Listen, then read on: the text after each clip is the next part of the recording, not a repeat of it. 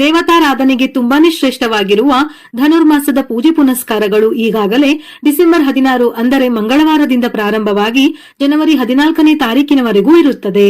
ವಿಷ್ಣುವಿನ ಅವತಾರವಾದ ಕೃಷ್ಣನು ಗೀತೋಪದೇಶದ ಸಂದರ್ಭದಲ್ಲಿ ಮಾಸಾನ ಮಾರ್ಗಶೀರ್ಷ ಎಂಬುದನ್ನು ಉಲ್ಲೇಖಿಸಿದ್ದಾನೆ. ಅಂದರೆ ಮಾಸಗಳ ಪೈಕಿ ನಾನು ಮಾರ್ಗಶಿರ ಮಾಸ ಎಂದು ತನ್ನನ್ನು ತಾನು ವರ್ಣಿಸಿದ್ದಾನೆ. ಹಾಗಾಗಿ ಈ ಮಾಸದಲ್ಲಿ ಶ್ರೀಕೃಷ್ಣ ವಿಷ್ಣು ಸಮೇತ ಮಹಾಲಕ್ಷ್ಮಿಯ ಆರಾಧನೆಯನ್ನು ಮಾಡಿದರೆ ಖಂಡಿತ ದುಪ್ಪಟ್ಟು ಫಲ ಸಿಗುವುದಲ್ಲದೆ ನಿಮ್ಮ ಕೋರಿಕೆಗಳು ಈಡೇರುತ್ತದೆ.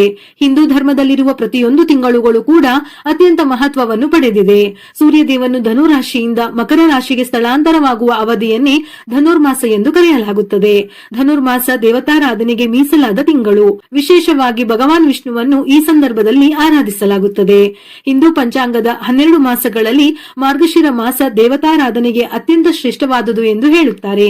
ಚಾಂದ್ರಮಾನ ಮಾಸಗಳ ಪೈಕಿ ಮಾರ್ಗಶಿರ ಮಾಸ ಎಂದರೆ ಸೌರಮಾನ ಕಾಲಗಣನೆಯ ಪ್ರಕಾರ ಧನುರ್ಮಾಸ. ದೇವತೆಗಳಿಗೆ 1 ವರ್ಷವೆಂದರೆ ಭೂಮಿಯ 1 ದಿನ. ನಮ್ಮ ಪಾಲಿನ 6 ತಿಂಗಳು ಅವರಿಗೆ 1 ರಾತ್ರಿಯ ಕಾಲಮಾನ. ಈ 6 ತಿಂಗಳ ಅವಧಿಯನ್ನು ಭೂಮಿಯಲ್ಲಿ ದಕ್ಷಿಣಾಯನ ಎನ್ನುತ್ತಾರೆ. ಮತ್ತಾರು ತಿಂಗಳು ದೇವತೆಗಳಿಗೆ ಹಗಲು, ಅರ್ಥಾತ್ ನಮಗೆ ಅದು ಉತ್ತರಾಯಣ. ಈ ಧನುರ್ಮಾಸವು ದಕ್ಷಿಣಾಯಣದ ಕೊನೆಯ ಮಾಸ. ಆದ್ದರಿಂದ ಇದು ದೇವರು ದೇವತೆಗಳ ಪಾಲಿಗೆ ಬೆಳಗಿನ ಬ್ರಹ್ಮ ಮುಹೂರ್ತ.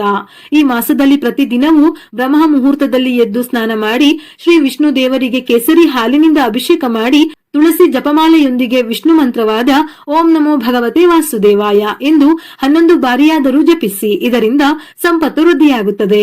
ಧನುರ್ಮಾಸದ ಅಷ್ಟೂ ದಿನ ಪೂಜೆ ಮಾಡಲು ಶಕ್ತಿ ಇದ್ದರೆ ಮಾಡಿ. ಇಲ್ಲವೆಂದರೆ 3, 5, 11 ಹಾಗೂ 21 ದಿನ. ಇಲ್ಲವಾದರೆ ಧನುರ್ಮಾಸದ ಕೊನೆಯ ದಿನವಾದರೂ ನೀವು ಬೆಳಿಗ್ಗೆ ಬೇಗನೆ ಎದ್ದು ಪೂಜೆ ಮಾಡಬಹುದು. ಈ ಮಾಸವು ಶುಭಕರವಲ್ಲವೆಂದು ಮದುವೆ, ಗೃಹ ಪ್ರವೇಶ ಮುಂತಾದ ಕಾರ್ಯಕ್ರಮಗಳನ್ನು ಮಾಡುವುದಿಲ್ಲ. ಬದಲಾಗಿ ಈ ಮಾಸ ಪೂರ್ತಿ ವಿಷ್ಣುವಿನ ಆರಾಧನೆಯಲ್ಲೇ ಕಳೆಯುತ್ತಾರೆ. ಉತ್ತಾನ ದ್ವಾದಶಿ ಎಂದು ಯೋಗ ನಿದ್ರೆಯಿಂದ ಏಳುವ ಮಹಾವಿಷ್ಣುವಿಗೆ ಧನುರ್ಮಾಸವು ಅರುಣೋದಯದ ಕಾಲವೆಂದು ಹೇಳುತ್ತಾರೆ. ಹಾಗಾಗಿ ಧನುರ್ಮಾಸವು ಶ್ರೀಹರಿಯ ಪೂಜೆಗೆ ಶ್ರೇಷ್ಠವಾದ ಕಾಲವೆನಿಸಿಕೊಂಡಿದೆ. ಶ್ರೀಹರಿಯ ಜೊತೆ ಮಹಾಲಕ್ಷ್ಮಿಯನ್ನು ಆರಾಧನೆ ಮಾಡುವುದು ಧನುರ್ಮಾಸದಲ್ಲಿ ತುಂಬಾ ಶ್ರೇಷ್ಠ. ಇದರ ಜೊತೆಯಲ್ಲಿ ಕೃಷ್ಣ ಮತ್ತು ಶಿವನ ಆರಾಧನೆಯನ್ನು ಧನುರ್ಮಾಸದಲ್ಲಿ ಮಾಡುತ್ತಾರೆ. ಪ್ರತಿನಿತ್ಯ ದೇವರಿಗೆ ಮುದ್ಗಾನ್ನ ನೈವೇದ್ಯ ಸಮರ್ಪಿಸಬೇಕು.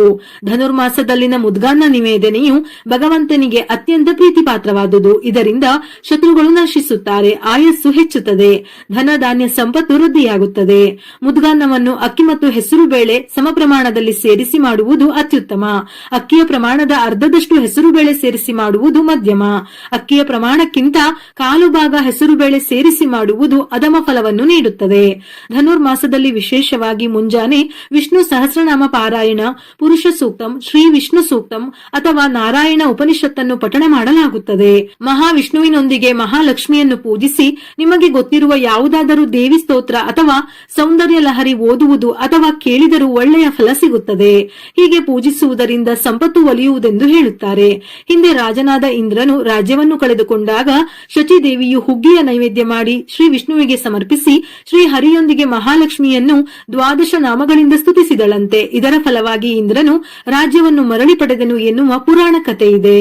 ಧನುರ್ಮಾಸದಂದು ಸಂಜೆಯ ವೇಳೆ ಮನೆಯ 8 ದಿಕ್ಕುಗಳಲ್ಲಿ 8 ಮಣ್ಣಿನ ದೀಪಗಳನ್ನು ಇಟ್ಟು ಅದಕ್ಕೆ ಎಳ್ಳಿನ ಎಣ್ಣೆಯನ್ನು ಹಾಕಿ 2 ಬತ್ತಿಗಳನ್ನು ಇಟ್ಟು ದೀಪಾರಾಧನೆ ಮಾಡಿ.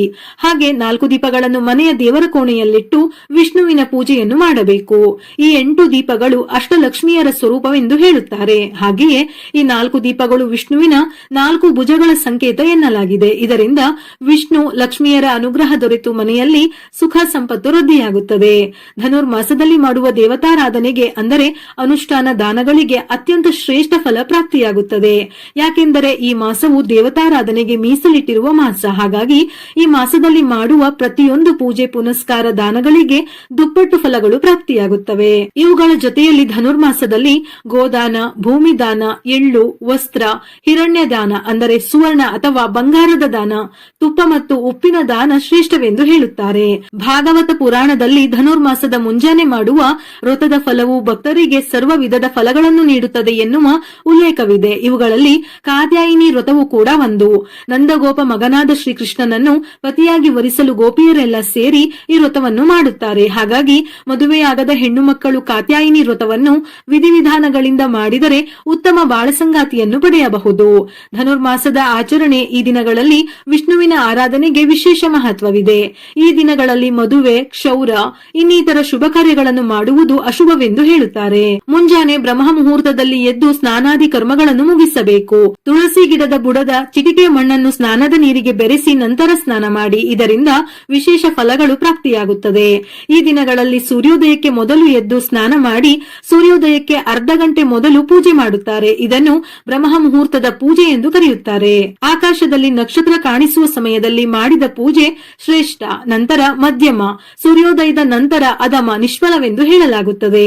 ಸಂಧ್ಯಾ ವಂದನೆ ನಿತ್ಯಾನಿಕವನ್ನು ಪೂಜಾ ನಂತರ ಮಾಡಿದರೂ ಯಾವುದೇ ದೋಷವಿರುವುದಿಲ್ಲ. ಈ ದಿನಗಳಲ್ಲಿ ಭಗವಾನ್ ವಿಷ್ಣುವಿನ ಶ್ಲೋಕಗಳನ್ನು ಹೆಚ್ಚಾಗಿ ಪಠಿಸಲಾಗುತ್ತದೆ. ಈ ಮಾಸದಲ್ಲಿ ಶ್ರೀಕೃಷ್ಣ ಅಥವಾ ನಾರಾಯಣನಿಗೆ ಹಾಲಿನಿಂದ ಅಭಿಷೇಕ ಮಾಡಿದರೆ ವರ್ಚಸ್ಸು ಪ್ರಾಪ್ತಿಯಾಗುತ್ತದೆ.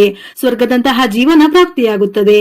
ಯಾರಿಗೆ ಅನಾರೋಗ್ಯದ ಸಮಸ್ಯೆ ಇರುತ್ತದೆಯೋ ಅವರು ಬೆಳಿಗ್ಗೆ ಬೇಗ ಎದ್ದು ಧನುರ್ಮಾಸ ಮಾಡಲು ಸಾಧ್ಯವಾಗದಿದ್ದವರು ಈ ಮಾಸದ ಪ್ರತಿ ದಿನವೂ ವಿಷ್ಣು ಸಹಸ್ರನಾಮ, ಲಕ್ಷ್ಮಿ ಅಷ್ಟೋತ್ತರ ಪಾರಾಯಣ ಮಾಡುತ್ತಾ ನಿತ್ಯವೂ ದೇವರಿಗೆ ಹಾಲನ್ನು ನೈವೇದ್ಯವಾಗಿ ಇಡಬಹುದು. ಇದರಿಂದ ವಿಷ್ಣು ಸಮೇತ ಲಕ್ಷ್ಮಿಯ ಅನುಗ್ರಹದಿಂದ ಕಷ್ಟಗಳೆಲ್ಲ ದೂರವಾಗಿ ಆರೋಗ್ಯ ವೃದ್ಧಿಯಾಗುತ್ತದೆ. ಈ ದಿನಗಳಲ್ಲಿ ಬಡವರಿಗೆ ಮತ್ತು ಬ್ರಾಹ್ಮಣರಿಗೆ ಕೈಲಾದಷ್ಟು ದಾನವನ್ನು ಮಾಡಬೇಕು. ಈ ಮಾಸದ ನಿಯಮಗಳನ್ನು ಅನುಸರಿಸಿ ವಿಷ್ಣು ಸಮೇತ ಲಕ್ಷ್ಮಿಯನ್ನು ಪೂಜೆ ಮಾಡಿದರೆ ಸಂತಾನ ಪ್ರಾಪ್ತಿಯಾಗುತ್ತದೆ.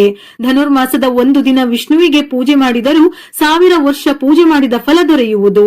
ಈ ತಿಂಗಳು ಪೂರ್ತಿ ವೆಂಕಟೇಶ ಸ್ತೋತ್ರವನ್ನು ಪಠಿಸಲಾಗುತ್ತದೆ. ದೇವಸ್ಥಾನಗಳಲ್ಲಿ ವೆಂಕಟ ಆರತಿ ಮಾಡುತ್ತಾರೆ. ಧನುರ್ಮಾಸದಲ್ಲಿ ಈ ಕಾರ್ಯ ಮಾಡುವಂತಿಲ್ಲ. ಧನುರ್ಮಾಸವನ್ನು ಕರ್ಮ ಮಾಸವೆಂದು ಹೇಳುತ್ತಾರೆ. ಈ ತಿಂಗಳಿನಲ್ಲಿ ಶುಭ ಕಾರ್ಯ ಮಾಡುವಂತಿಲ್ಲ. ಹೊಸ ಮನೆಗೆ ಹೋಗಲು ಈ ಸಮಯ ಶುಭವಲ್ಲ. ಈ ಸಮಯದಲ್ಲಿ ಆಸ್ತಿ ಖರೀದಿ ಅಥವಾ ಹೊಸ ವ್ಯಾಪಾರವನ್ನು ಪ್ರಾರಂಭಿಸಬೇಡಿ. ಈ ತಿಂಗಳಿನಲ್ಲಿ ಸಾತ್ವಿಕ ಆಹಾರ ಕ್ರಮ ಒಳ್ಳೆಯದು. ಧನುರ್ಮಾಸದ ಈ ಅವಧಿಯಲ್ಲಿ ವಿಷ್ಣು ಸಮೇತ ಲಕ್ಷ್ಮಿಯನ್ನು ಆರಾಧಿಸಿದರೆ ಸುಖ ಸಂತೋಷ ನೆಲೆಸುತ್ತದೆ. ವಿಡಿಯೋ ಇಷ್ಟ ಆಗಿದ್ದಲ್ಲಿ ಮರೆಯದೆ ಲೈಕ್ ಕೊಟ್ಟು ನಿಮ್ಮವರಿಗೆ ಶೇರ್ ಮಾಡಿ. ಇದೇ ರೀತಿಯ ಮನಮುಟ್ಟುವ ಉಪಯುಕ್ತ ಮಾಹಿತಿಗಳಿಗಾಗಿ ಮತ್ತೆ ಭೇಟಿಯಾಗೋಣ.